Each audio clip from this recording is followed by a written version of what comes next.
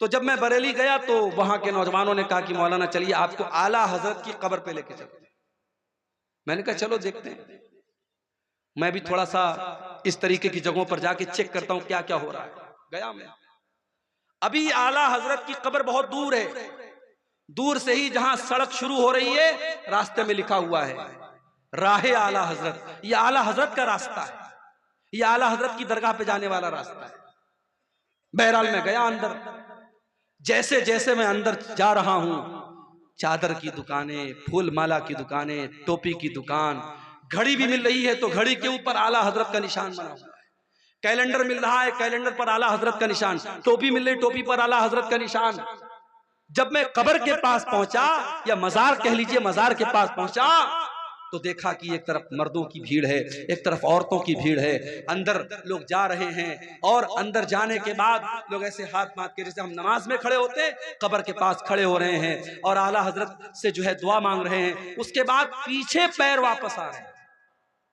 सोचो मेरे भाई, मस्जिद में आदमी जाता है तो सीधे सीधे जाता है, सीधे सीधे चल के आता है, मगर किसी बुजुर्ग की कब्र पे जा रहा है, उसकी इतनी इज्जत कर रहा है, उसका इतना एहतराम कर रहा है कि सीधे अगर जा रहा है तो फिर उल्टे उधर पीट करके नहीं आता है, बल्कि वैसे ही लौटता है ताकि बुजुर्ग की बेहुरमती ना हो जाए, उनकी बेइज्जती ना हो जाए। ये मंजर मैंने देखा, मुझे कुरान की आयत याद आई, इन्नल्लाह युहिब्बुत तव्वाबीन व युहिब्बुल मुतत्ताहिरीन। अल्लाह ताला पाक लोगों से मोहब्बत करता है।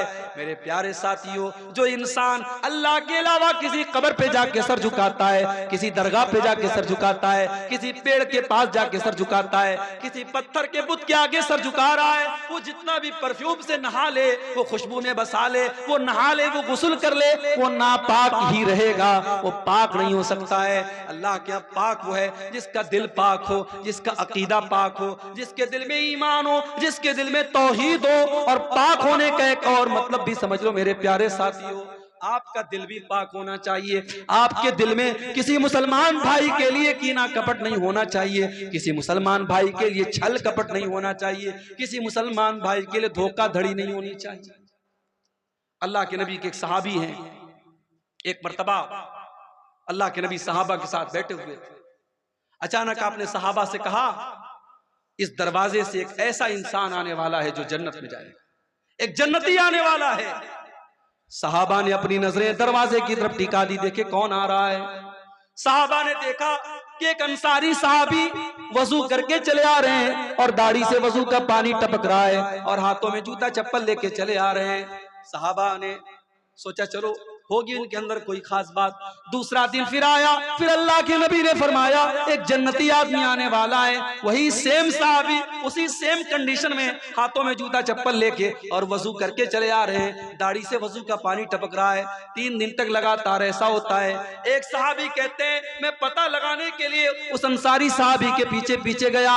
जब वो अपने घर में जाने लगे, मैंने कहा मेरे अंसारी भाई, मेरे बाप से झगड़ा हो गया है और मैंने कसम खाई है मैं 3 दिन तक अपने बाप के घर में नहीं जाऊंगा। ऐ मेरे अंसारी भाई, क्या 3 दिन तक आप मुझे अपना मेहमान बना लेंगे, क्या अपने साथ अपने घर में रखेंगे?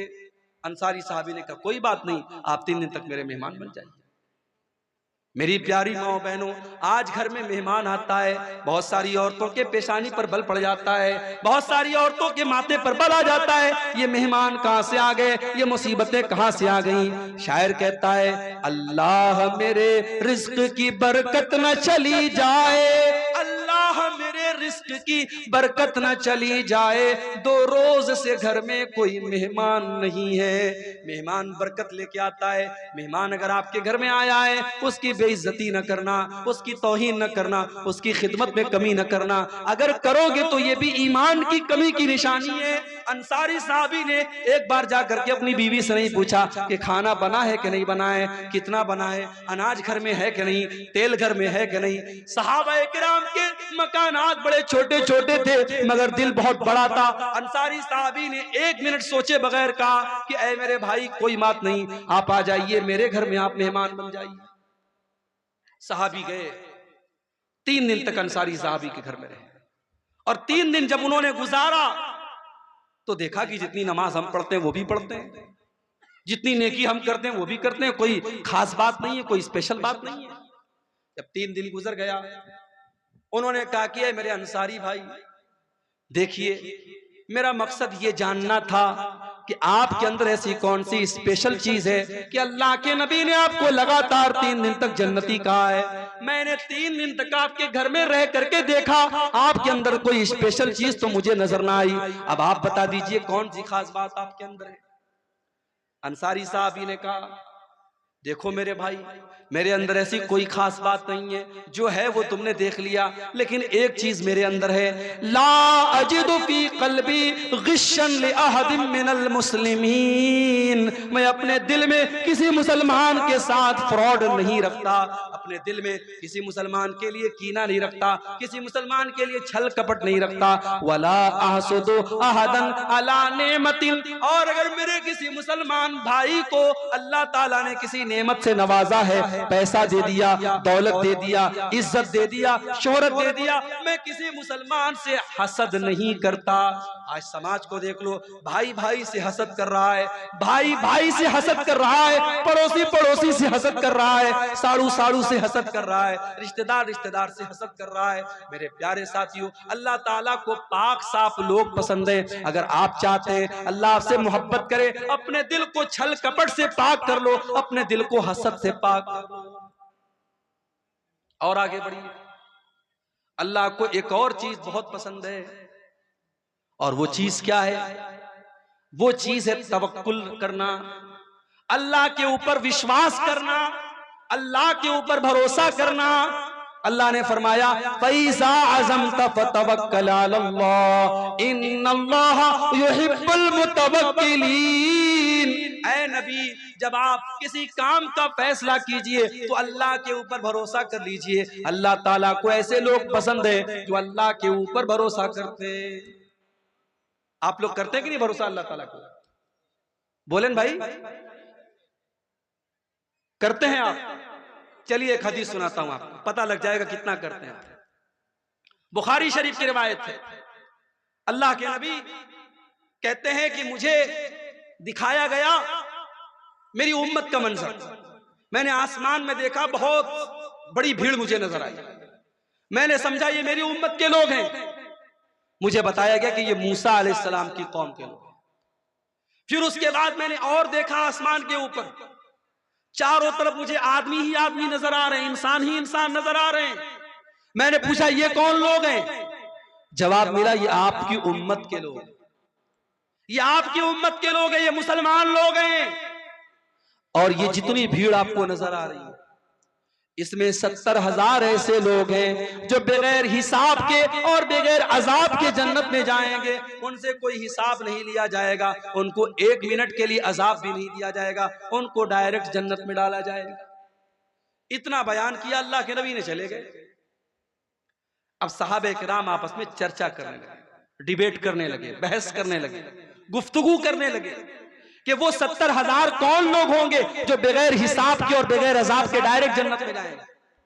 कुछ सहाबा ने कहा ये वो लोग होंगे जो ईमान की हालत में पैदा हुए, जिन्होंने जिंदगी में कभी शिर्क नहीं किया। सहाबा ने सोचा हम लोग तो पहले शिर्क करते थे, पहले गुनाह का काम करते थे, हम तो नहीं हो सकते, हमारी आने वाली नस्लें हो सकती हैं, हमारी औलाद हो सकती है। कुछ सहाबा ने कहा कि नहीं नहीं, ये वो लोग हैं जो अल्लाह के नबी के सहाबी हैं, जो अल्लाह के नबी के साथी हैं, जिन्होंने नबी का साथ दिया है। सहाबे किराम अपने अपने विचार को पेश करने लगे। इतने में अल्लाह के नबी वापस निकले। आपने पूछा क्या बात है, किस बात पर इतनी बहस हो रही है, आप लोगों की चर्चा का विषय क्या है?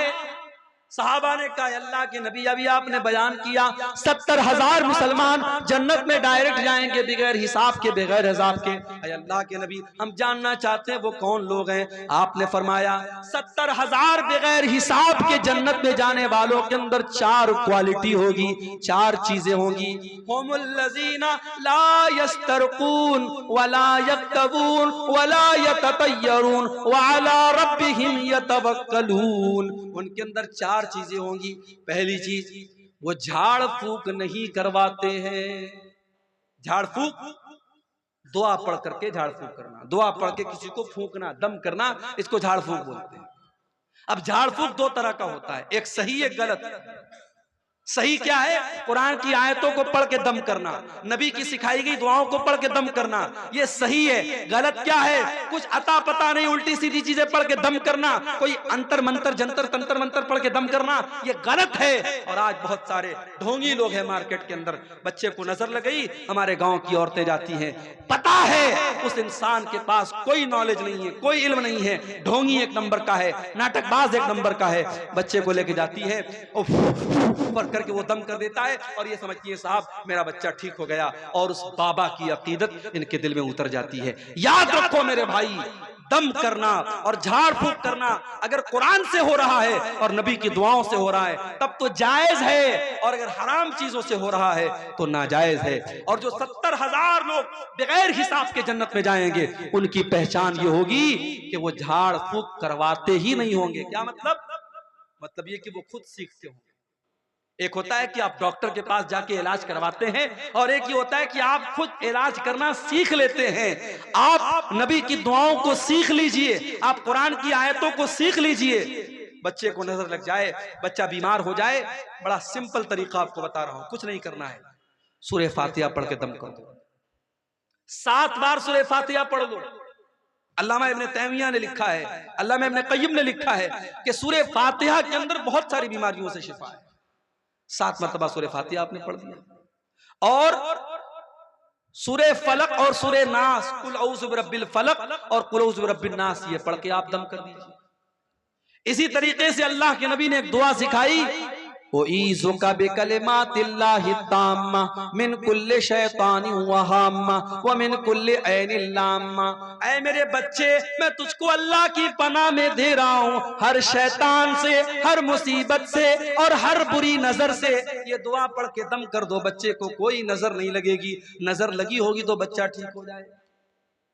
अब आज के दौर में चूंकि फास्ट फूड का जमाना है, हर इंसान को रेडीमेड चीजें चाहिए, तो हम क्या करते हैं? हम दुआओं को सीखते नहीं हैं, हम मौलवी साहब से जाके दम करवाते हैं। अल्लाह के नबी ने फरमाया अगर बगैर हिसाब के जन्नत में जाना है तो झाड़ फूंक करवाना मत सीखो, करना सीखो। बच्चा बीमार है, बीवी बीमार है, बेटी बीमार है, खुद पढ़ के दम कर लो, दूसरे से कराने की नौबत ना आए। ये पहली पहचान है। और दूसरी पहचान, वला यक्तमून, और अपने बदन को दगवाते नहीं है। पहले के दौर में इलाज का एक तरीका था कि जहां जख्म होता था वहां पे आग से उसको दाग देते थे, आग के जरिए उसको दाग करके इलाज करते थे। जायज है मगर बेहतर नहीं है। अल्लाह के नबी ने कहा 70,000 जो बगैर हिसाब के जन्नत में जाएंगे वो अपने बदन को दगवाते नहीं है। वला यततय्यरून, और वो किसी चीज से बदशुगुनी नहीं लेते, किसी चीज को मनहूस नहीं समझते। जैसे बाज लोग क्या होते हैं, 3 तारीख को शादी नहीं करते, 13 तारीख को शादी नहीं करते, 23 तारीख को शादी नहीं करते, बाज लोग मुहर्रम में शादी नहीं करते, बाज लोग गाड़ी चला रहे हैं, सामने से बिल्ली गुजर गई तो ब्रेक मार देते हैं, नहीं साहब बिल्ली ने रास्ता काट दिया। तो ये सारी चीजें बदशुगुनी हैं, और इस्लाम के अंदर बदशुगुनी हराम है। मेरे प्यारे साथियों, इस्लाम के अंदर कोई भी चीज, कोई भी जगह, कोई भी इंसान से शुगुन लेना, बुरा शुगुन लेना, ये जायज नहीं है। अल्लाह के वो 70,000 बंदे जो बगैर हिसाब के जन्नत में जाएंगे वो किसी चीज से बदशुगुनी नहीं लेते। व अला रब्बिहिम यतवक्कलून।